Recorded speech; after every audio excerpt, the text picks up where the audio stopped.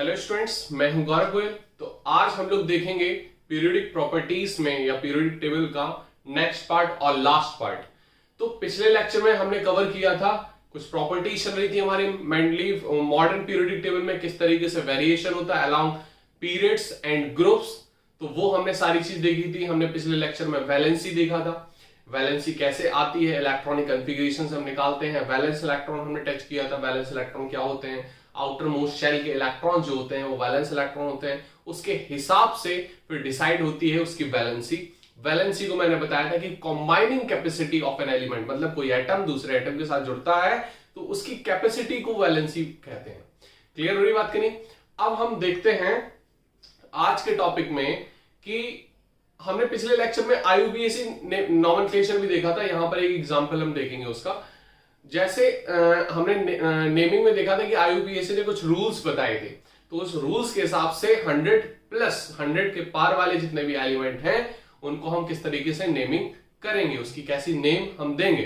तो वो सारे चीजें हमने देख ली थी लास्ट लेक्चर में। अब अभी के लेक्चर में हमें देखना है मैजिक नंबर्स। मैजिक नंबर्स काफी ज्यादा पूछे जाते हैं कि मैजिक नंबर्स होते क्या है।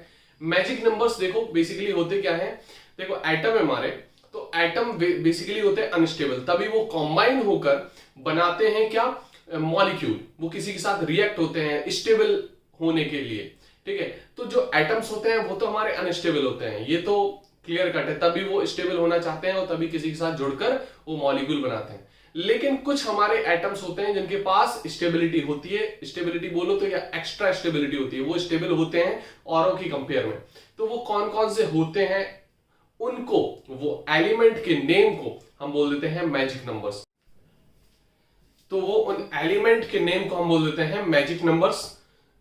अब मैजिक नंबर्स जो हैं वो हम अभी देखते हैं। मैजिक नंबर बेसिकली क्या है, some nuclei are extra stable and this attributable to be a filled shell. मतलब वो बताते हैं कि कितना वो ये सारी चीज डिसाइड होती है इलेक्ट्रॉनिक फिलिंग से।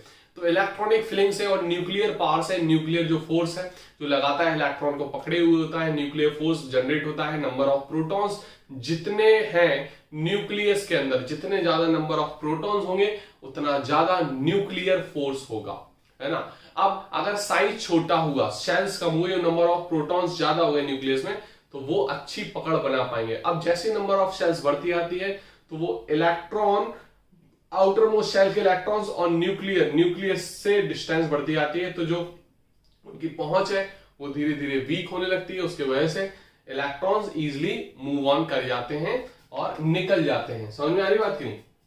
हम देखेंगे न्यूक्लियाई विथ, जैसे हमारा मैजिक नंबर्स, ये मैजिक नंबर्स आप याद कर लो, 2, 8, 20, 28, 50, 82 एंड 126।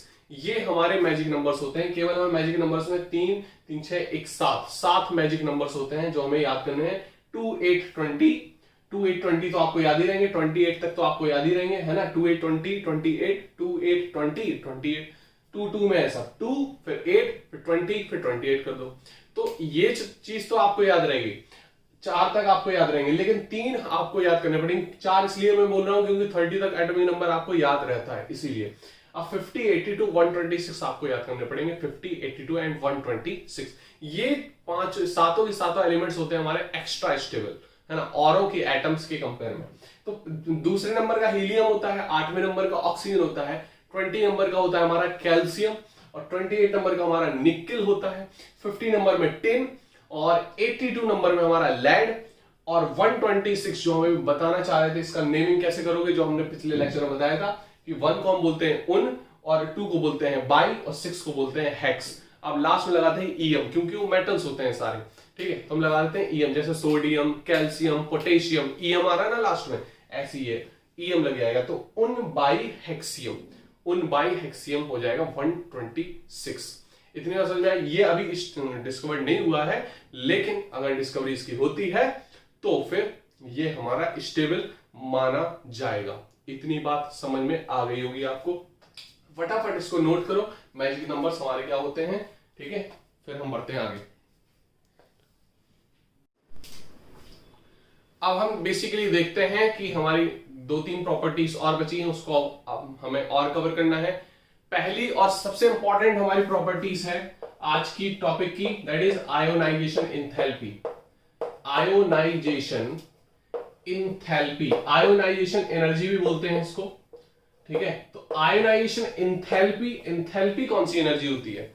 अगर कोई एनर्जी है और उसका अगर कांस्टेंट प्रेशर हुआ, प्रेशर मतलब एक फिक्स प्रेशर जो लगाया जाता है, जैसे अपने एटमॉस्फेयर 1 एटमॉस्फेरिक प्रेशर होता है, तो ये कांस्टेंट हुआ तो उस एनर्जी को हम इंथैल्पी बोल देते हैं। उस एनर्जी को हम क्या बोल देते हैं? इंथैल्पी। आयोनाइजेशन का मतलब आपको समझ में आ रहा होगा कि आयोनाइजेशन का मतलब क्या होता है। कोई एटम है हमारा न्यूट्रल, ठीक है, जैसे हमारा एटम है न्यूट्रल, ठीक है, ये न्यूक्लियस है और ये इसकी शेल्स है, इसमें इलेक्ट्रॉन्स हैं।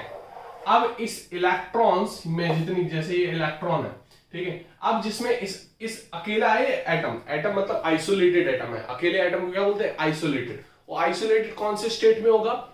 सॉलिड में होगा, लिक्विड में होगा, गैस में होगा? सॉलिड में तो पास पास होते हैं एटम सारे, लिक्विड में भी थोड़े पास पास ही होते हैं, गैस में जरूर दूर दूर होते हैं एटम्स, है ना। तो वहां पर ये गैसियस फेस में हम इसको आइसोलेट कर पाएंगे। तो अब आइसोलेट हो गया है।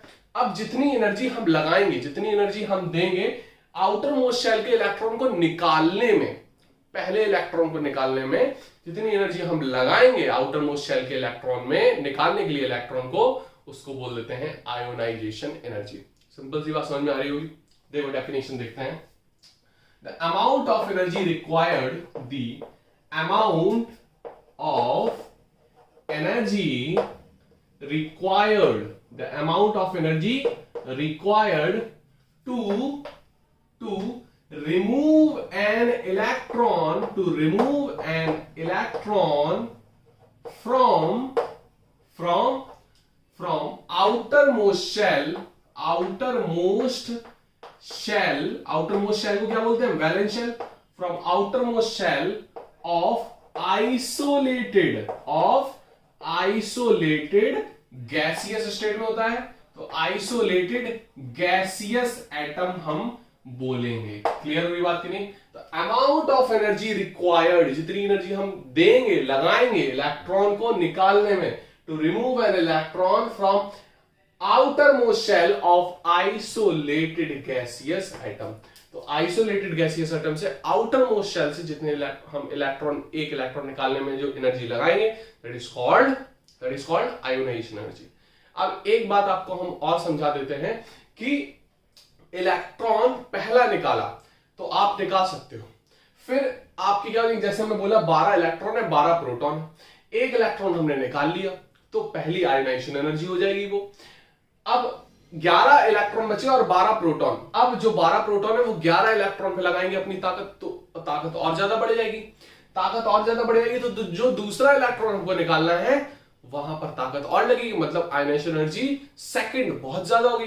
और फिर तीसरा इलेक्ट्रॉन निकालना हो तो और ज्यादा होगी, क्योंकि नंबर ऑफ प्रोटॉन्स फिर कितने हो गए? 12 ही हैं, लेकिन इलेक्ट्रॉन 10 हो गए, है नहीं? समझ में आ रही बात की नहीं? जैसे मम्मी है, तो मम्मी हमारी 4 बच्चों को संभालती है, तो अब 4 में से एक चला गया तो 3 बच्चों को संभालना और ज्यादा स्ट्रॉन्गर हो गया, पकड़ अच्छी रहेगी। 2 चले गए तो 2 में और ज्यादा रहेगी, 3 निकल गए तो एक ही बचा, एक में पूरा का पूरा फोकस रहेगा मम्मी पे, है ना, मम्मी का। तो इसी तरीके से न्यूक्लियस का फोर्स, इलेक्ट्रॉन जैसे कम होते आ रहे तो उनका ज्यादा पकड़ हो गई जो बचे हुए इलेक्ट्रॉन्स है, तो इसीलिए आयोनाइजेशन एनर्जी बढ़ती जाती है आप जैसे इलेक्ट्रॉन निकालते हैं। अगर हम बात करें तो आयोनाइजेशन एनर्जी जो फर्स्ट है वो कम होगी आयोनाइजेशन एनर्जी सेकंड से, क्योंकि यहां पर बढ़ती जाएगी। समझ में आ रही बात की नहीं? समझ में आ रही बात की नहीं? आयोनाइजेशन एनर्जी फर्स्ट मतलब पहले इलेक्ट्रॉन को निकालने में जितनी एनर्जी लगती है, ठीक है। आयोनाइजेशन एनर्जी सेकंड मतलब दूसरे इलेक्ट्रॉन्स को निकालने में जितनी एनर्जी लगती है। क्लियर हो रही बात की नहीं? इतनी बात समझ में आ गई? That is called ionisation energy order of ionisation energy, order of ionisation energy. ये 11th में बताया जाता है, हम आपको बता रहे हैं अभी, ठीक है, ताकि आपको थोड़ा सा चीजें क्लियर रहे। बहुत इजी चीजें हैं ये। अब देखो पीरियड और ग्रुप में किस तरीके से वेरिएशन होता है।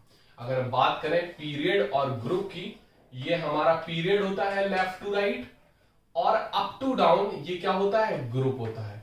अप टू डाउन क्या होता है? ये ग्रुप होता है, और ये पीरियड होता है। इतनी बात समझ में आई आपको? अप टू डाउन क्या होता है? ग्रुप, और लेफ्ट टू राइट क्या होता है? पीरियड। अब लेफ्ट टू राइट आपको बताया कि न्यूक्लियर चार्ज बढ़ता है, क्योंकि शेल्स तो वही रहती हैं, लेकिन नंबर ऑफ प्रोटॉन्स बढ़ते जाते हैं। नंबर ऑफ इलेक्ट्रॉन्स बढ़ते जाते हैं। तो यहाँ पर लेफ्ट टू राइट साइज छोटा होता जाता है ना, साइज छोटा हो रहा है मतलब न्यूक्लियस की आउटर मोस्ट शेल पे पकड़ बढ़ रही है, तो वहां पर क्या होगा, आयनाइजेशन एनर्जी बढ़ेगी ना। तो left to right in a period, क्या लिखोगे, left to right in period, ये आप जो मैं बोल रहा हूं वो आपको लिखना है, left to right in a period ionisation energy increases. Reason क्या बताओगे, बिकॉज न्यूक्लियर पावर इंक्रीजेस। इतनी बात समझ में आई आपको, इतनी बात समझ में आ रही कि नहीं आ रही, क्लियर है बात। अब हम बात करते हैं ग्रुप की, ये बात आपको क्लियर हो गई होगी। अब हम बात करते हैं ग्रुप की, तो ग्रुप में क्या होगा, अप टू डाउन, इधर देख लो, ये क्लियर दिख रहा है आपको, ठीक है। अब up to down in a group की बात करेंगे, up to down in a group की बात करेंगे। तो up to down in a group क्या होगा, देखो नंबर ऑफ शेल्स बढ़ती हैं, up to down in a group number of shells बढ़ रही हैं, तो जो न्यूक्लियर फोर्स है आउटर मोस्ट शेल पे क्या हो जाएगा, कम होता जाएगा, और आयनाइजेशन एनर्जी क्या हो जाएगी, डिक्रीज हो जाएगी, कम एनर्जी लगेगी, क्योंकि nuclear force outer most shell पे कम है, इलेक्ट्रॉन आसानी से निकल जाएगा, एनर्जी कम ही देनी पड़ेगी हमको, है ना। तो यहां पर क्या हो जाएगा, आयनाइजेशन एनर्जी डिक्रीजेस, क्या हो जाएगा, डिक्रीजेस, समझ में आ रही नहीं, because number of shell increases, इतनी बात समझ में आ रही है आपको कि नहीं आ रही है। इसका दूसरा रीजन भी हो सकते हो, नंबर ऑफ शेल इंक्रीजेस, या फिर ये भी हो सकते हो, nuclear force to outer most shell decreases, because number of shell increase, तो डिस्टेंस बढ़ गई, nuclear force outer most shell पे कम हो गया। इतनी बात समझ में आई, बहुत इजी चीजें हैं, समझ में आ गया होगा आपको। अगर यहीं पर मैं एग्जांपल ले लूं, यहीं पर एक क्वेश्चन ले लूं मैं, जैसे मैं बात करूं कि लिथियम सोडियम पोटेशियम में सबसे ज्यादा आयनाइजेशन एनर्जी किसकी लगेगी, तो अप टू डाउन तो क्या हो रही है, बोलो, कम हो रही है, तो सबसे कम किसमें लगेगी, पोटेशियम में, देन सोडियम में, देन लिथियम में। इतनी बात समझ में आ गई आपको, क्लियर हो रही बात कि नहीं, समझ में आ रही बात।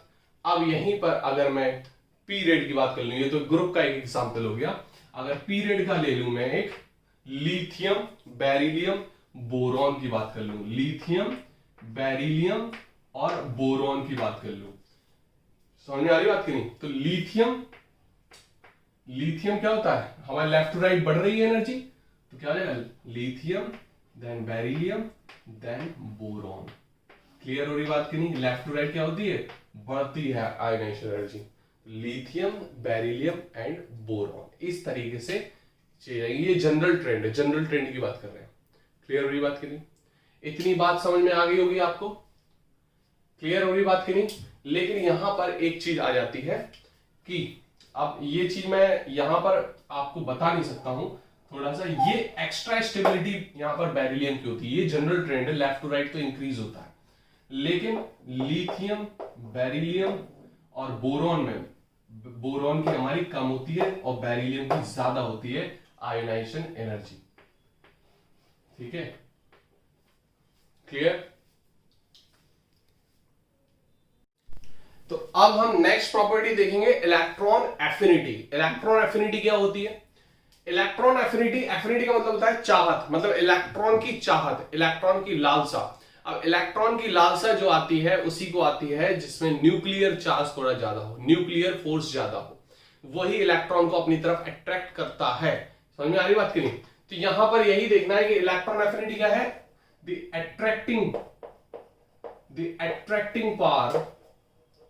attracting power of an electron towards itself, मतलब इलेक्ट्रॉन को अपनी तरफ अट्रैक्ट करने की पावर, या फिर बोल सकते हो फिलिकनेस, है ना, चाहत बोल सकते हो, ठीक है। तो इस तरीके से आपको यहां पर देखना है, फिलिक PHILIC, इसका मतलब होता है लालसा, चाहत, मतलब हमें लग रहा है कि हमें इलेक्ट्रॉन्स चाहिए, वो एटम को लग रहा है कि मुझे इलेक्ट्रॉन की नीड है ना, तो वहां पर वो इलेक्ट्रॉन एफिनिटी टर्म्स यूज करते हैं। अब हम यहीं पर अगर हम इलेक्ट्रॉन एफिनिटी की बात कर ले, अगर हम जनरल ट्रेंड की बात करें तो left to right in a period, left to right in a period क्या होगा, left to right in a period increase होगी electron affinity, electron affinity increases left to right in a period. अगर हम group की बात करें, group में ये तो पीरियड की होगी, अगर हम ग्रुप की बात करें तो up to down in a group, up to down in a group electron affinity decreases. समझ में आ रही बात कि नहीं, क्योंकि हमारा फिर अप टू डाउन तो न्यूक्लियर फोर्स कम हो गया ना आउटर मोस्ट शेल पे, तो इलेक्ट्रॉन निकलेंगे ना कि आएंगे। समझ में आ रही बात कि नहीं। इस तरीके से हम चीजें देख सकते हैं। अगर हम बात करें यहां पर लिथियम, सोडियम, पोटेशियम में, तो सबसे ज्यादा इलेक्ट्रॉन एफिनिटी किसकी होगी, बोलो, लिथियम की होगी, देन सोडियम की। ये हमारा ऑर्डर रहेगा। अगर हम अप टू डाउन, यहां पर एक एक्सेप्शन केस आता है, अगर हम बात करें फ्लोरीन, क्लोरीन और ब्रोमीन में अगर हम देखें तो यहां पर एक स्पेशल केस आता है। यहां पर आपको थोड़ा ध्यान रखना है कि इनमें ऑर्डर किसका रहेगा, क्या ऑर्डर रहेगा, पहला, दूसरा, तीसरा, इसको इंक्रीजिंग ऑर्डर में लगाओ। तो इलेक्ट्रॉन एफिनिटी सबसे ज्यादा होती है क्लोरीन की, देन फ्लोरीन की लगाओगे, देन ब्रोमीन की। इस तरीके से आप लगाओगे। यहां पर फ्लोरीन की हमारी अप टू डाउन की बात कर रहे हैं तो फ्लोरीन की हमारी इलेक्ट्रॉन एफिनिटी हो जाती है क्लोरीन के कंपेयर में थोड़ी कम। क्लियर, इतना आपको थोड़ा ध्यान रखना है कि क्लोरीन की ज्यादा होती है। ये हमारा स्पेशल केस बनता है, यही क्वेश्चन आ सकता है इलेक्ट्रॉन एफिनिटी के बेस्ड पर। क्लियर, इसको फटाफट आप नोट कर लो। फिर हम बढ़ते हैं इलेक्ट्रोनेगेटिविटी पे। यहां पर आपने ध्यान दिया कि इसकी एक एटम की बात कर रहे थे, यहां पर एक एटम को एक इलेक्ट्रॉन की चार्ज जो है that is called electron affinity. लेकिन इलेक्ट्रोनेगेटिविटी थोड़ा मिलता जुलता टर्म है। इलेक्ट्रोनेगेटिविटी का मतलब क्या होता है, ये भी इलेक्ट्रोनेगेटिविटी, तो ये भी हमारा बताता है कि अट्रैक्टिंग करना है इलेक्ट्रॉन्स को। लेकिन यहां पर इलेक्ट्रॉन जो होते हैं वो होते हैं शेयर पेयर ऑफ इलेक्ट्रॉन। तो क्या बोलोगे, the property of attracting the shared pair of electron, the shared pair समझ गया, bond pair, shared pair of electrons towards itself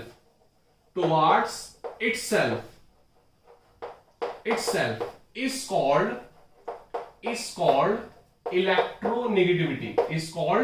electronegativity। इतनी बात समझ में आ रही, is called electronegativity। क्लियर। अब अगर हम बात करें, जैसे हम बात कर ली HCl की, तो HCl दो इलेक्ट्रॉन से मिलकर बना है, ये दो इलेक्ट्रॉन है। तो यहां पर क्लोरीन की सबसे ज्यादा होती है इलेक्ट्रोनेगेटिव, तो शेयर पेयर ऑफ इलेक्ट्रॉन इस तरफ शिफ्ट हो जाते हैं, इसीलिए तो Cl नेगेटिव बनता है और इसीलिए तो H प्लस बनता है। ये केवल बनता है इलेक्ट्रोनेगेटिविटी प्रॉपर्टीज है, क्योंकि यहां पर क्लोरीन की इलेक्ट्रोनेगेटिविटी ज्यादा होती है हाइड्रोजन के रिस्पेक्ट में, इसीलिए ये अट्रैक्टिंग जो शेयर पेयर ऑफ इलेक्ट्रॉन है वो अपनी तरफ अट्रैक्ट कर लेता है। अगर हम बात करें कि पूरी पीरियोडिक टेबल में सबसे ज्यादा इलेक्ट्रोनेगेटिविटी किसकी होती है, तो वो होती है फ्लोरीन की। यहां पर थोड़ा ध्यान देना है आपको, वहां पर सबसे ज्यादा इलेक्ट्रॉन एफिनिटी की बात करें तो क्लोरीन की है। यहां पर टर्म ध्यान देना है। यहां पर हम ऑर्डर बता दे रहे, ये याद हो जाएगा, फोन कल बुरा आया साईं चालाक है, फोन कल बुरा आया साईं चालाक है। केवल हमें ये ऑर्डर याद करना है इलेक्ट्रोनेगेटिविटी का, ये डिक्रीजिंग ऑर्डर में इलेक्ट्रोनेगेटिविटी है। Clear, electronegativity decreasing order. Clear, इतनी बात आपको याद करनी है। तो फोन फोन कल बुरा आया साईं चालाक है, फ्लोरीन की सबसे ज्यादा होती है। Fluorine, oxygen, nitrogen, chlorine, bromine, iodine, sulphur, carbon and hydrogen. इस तरीके से हम देखेंगे यहां पर किसकी ज्यादा है इलेक्ट्रोनेगेटिविटी। इसको फटाफट आप नोट करो। फिर हम लास्ट कॉन्सेप्ट आज देखते हैं, that is called diagonal relationship. Diagonal relationship को हम देखते हैं। क्लियर। अब देखो, एक चीज हमें यहां पर समझनी है डायगोनल रिलेशनशिप में। डायगोनल रिलेशनशिप जो है वो हम केवल देखेंगे सेकंड और थर्ड पीरियड में। Diagonal relationship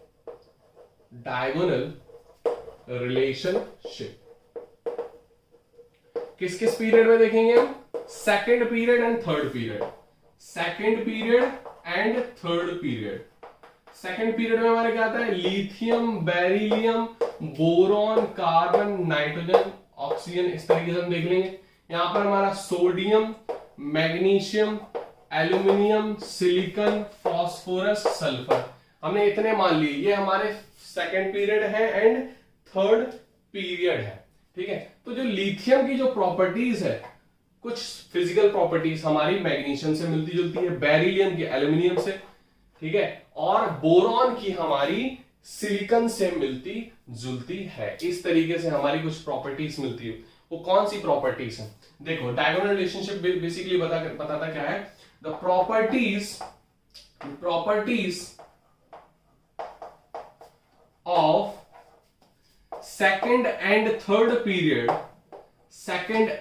third period are similar in some of cases मतलब कुछ प्रॉपर्टीज हमारी सिमिलर होती हैं, that shows a relationship of second period element to third period element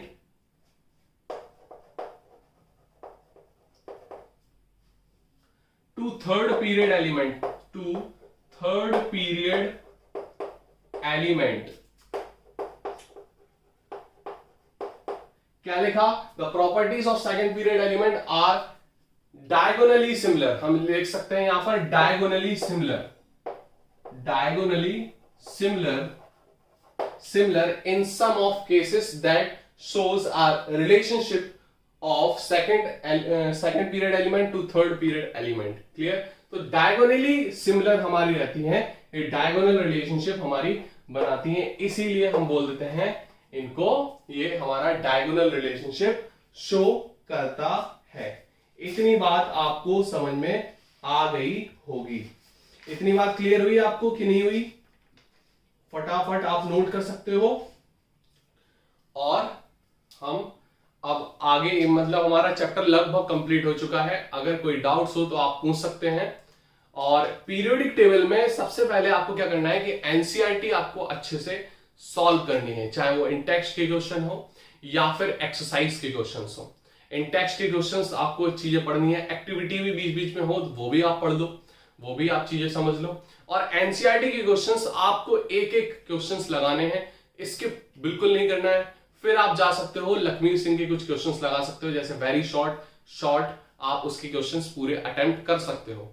ठीक है, तो इसमें 5 ही चैप्टर्स हैं हमारे, और 5 चैप्टर्स हमारे लगभग खत्म ही हो चुके हैं, तो इसको आपको थोड़ा पैटर्न वाइज करना है। इतनी बात समझ में आ रही, मतलब पीरियोडिक टेबल में हमारा ये लास्ट चैप्टर था, जो केमिस्ट्री का हमारा लास्ट चैप्टर था, तो वो हमारा आज कंप्लीट हो चुका है। बस आपको करना क्या है, एनसीईआरटी एक्सरसाइज लगानी है कुछ, अगर आप पढ़ सकते हो, इंटरेस्टेड हो तो थ्योरी पढ़ लो, वरना नोट्स जो बनाए हैं वो आपको पढ़ने ही पढ़ने हैं, लेकिन क्वेश्चंस आपको जरूर लगाने हैं। फिर एनसीईआरटी के क्वेश्चंस लगाने के बाद आपको लखमीर से लगानी है, लखमीर सिंह पहले नहीं लगानी, सबसे पहले आपको एनसीईआरटी कवर करनी है। क्लियर, तो इसको आप फटाफट नोट कर लो, और आप कोई दिक्कत हो अगर तो फिर आप पूछ सकते हैं, कमेंट पे डाल सकते हो आप, ठीक है, व्हाट्सएप पोर्टल भी है उस पर भी पूछ सकते हो। फटाफट नोट कर लो इसको।